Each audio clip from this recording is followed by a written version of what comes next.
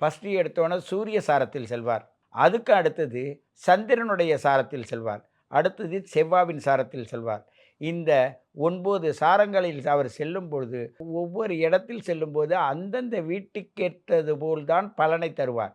இது ராசி மண்டலத்தில் இருந்தாலும், நீங்க பிறந்த ராசியின் பிரகாரம், மிதுன ராசியின் பிரகாரம் உங்களுக்கு அந்த சூரியன் யாரு 3 குடையவர், அந்த சந்திரன் யாரு 2 குடையவர், அந்த செவ்வாய் யாரு உங்களுக்கு லாபத்துக்கும் 6 உடையவர்.